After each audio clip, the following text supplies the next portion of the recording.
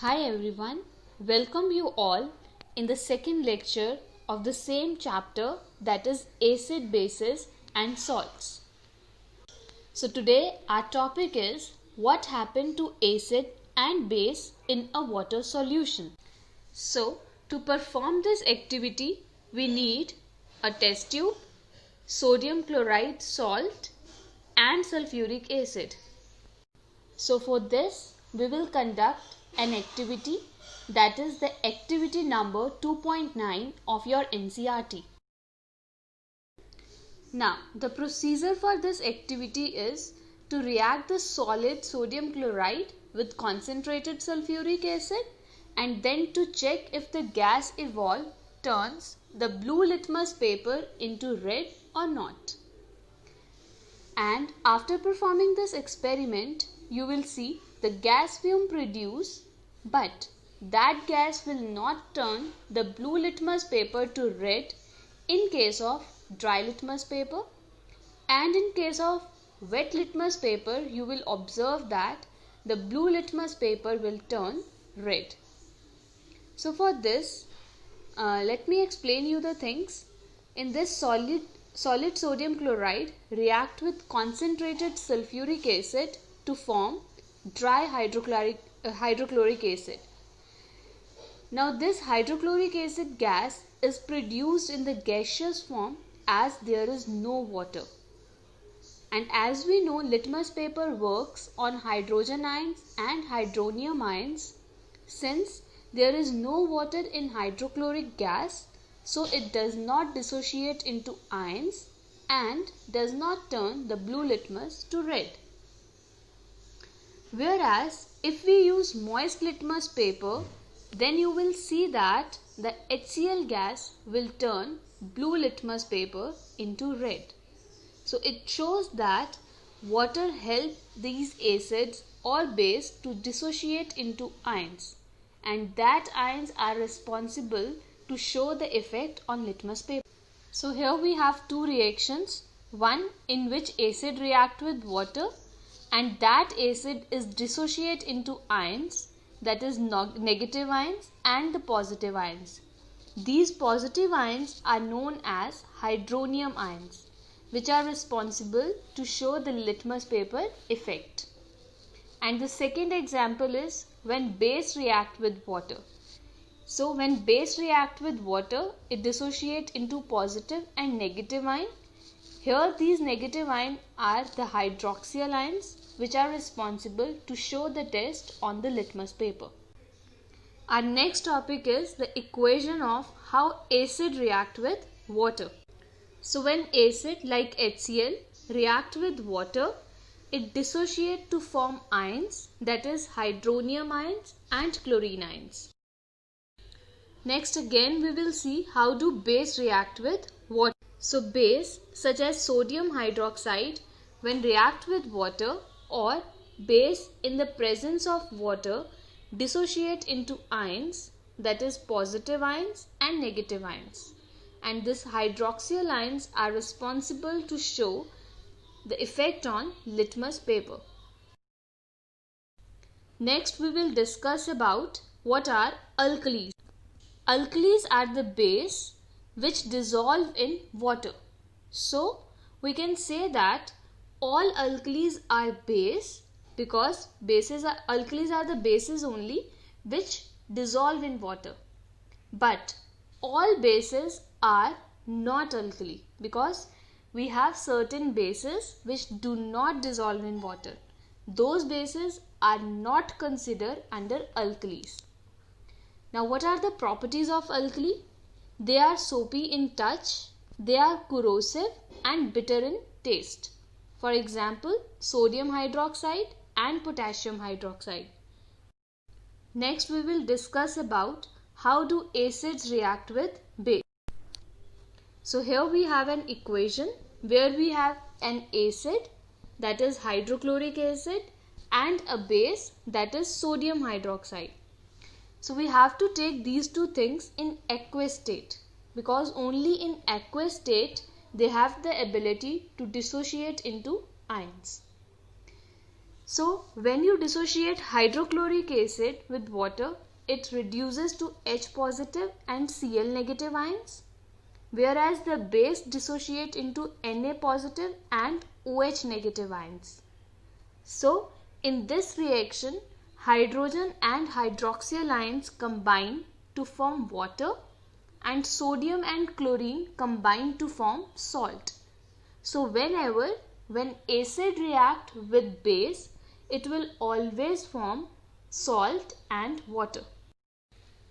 Our next topic is, why should we always pour acid in water, not water in acid? Now, as we know, mixing of water and acid is a highly exothermic process. Exothermic means it liberates a large amount of heat.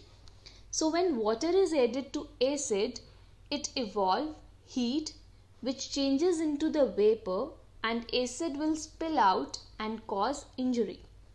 So it is always advised to mix acid to water with continuous stirring and not water to acid. Our next topic is, what is pH scale? So pH stands for potence hydrogen, means it determines the strength of acid or a base on the basis of the hydrogen ions present in it. So pH scale helps us to determine whether the solution is acidic or basic. So here we have the pH scale, which is calibrated from 0 to 14. Now let's see how it works. At 7, it shows neutral. From 7 to 0, it starts showing acidic character, and from 7 to 14, it starts showing basic character. So as we are moving towards right, it show basicity, and as we are moving towards left, it show acidic characters. Now next we will study about the importance of pH in our everyday life. Now our first question is, are plants and animals pH sensitive? The answer is yes. Our body works within the pH range of 7 to 7.8. So living organisms can survive only in a narrow range of pH when the pH of the water is less than 5.6. It is called acid rain. So when acid rain flows into the rivers, it lowers the pH of the river water.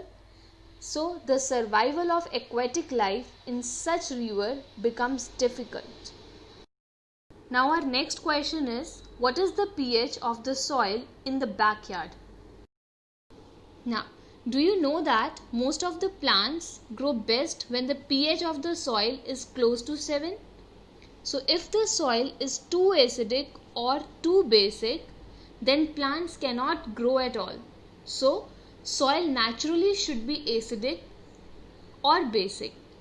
The pH of the soil is also affected by the use of fertilizers in the field. The pH of the acidic soil can reach as low as 4 and that of the basic up to 8.3. So chemicals can be added in the soil to adjust its pH concentration and make it suitable for the plants to grow. Now our next question is, what is the role of pH in tooth decay? Now, as we know, when we eat food which contains sugar, the bacteria present in our mouth break down the sugar to form acids, and then this acid lower the pH in the mouth. So tooth decay starts when the pH of acid formed in the mouth falls below 5.5. This is because the acid becomes strong enough to attack the enamel of our teeth and corrode it, which sets to tooth decay. So the best way to prevent tooth decay is to clean the mouth thoroughly after eating food. Now our next question is, what is the role of pH in our stomach? Now our stomach produces hydrochloric acid. This dilute hydrochloric acid help in digesting our food without harming the stomach. But sometimes excess of acid is produced in the stomach. This acid causes indigestion.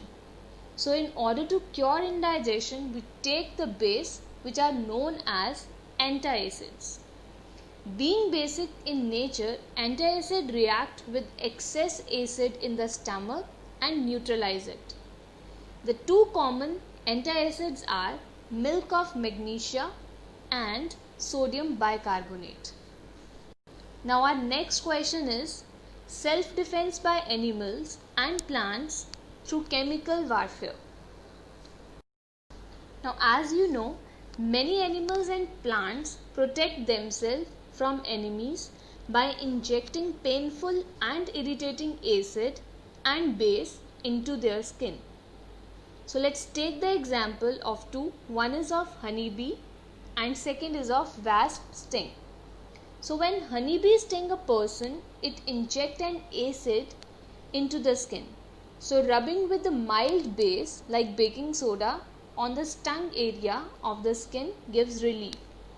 Whereas in case of wasp, it injects an alkaline liquid into the skin. So rubbing with a mild acid like vinegar on the stung area of the skin gives relief. Thanks for watching the video. Press subscribe and like button for more such videos. Thank you.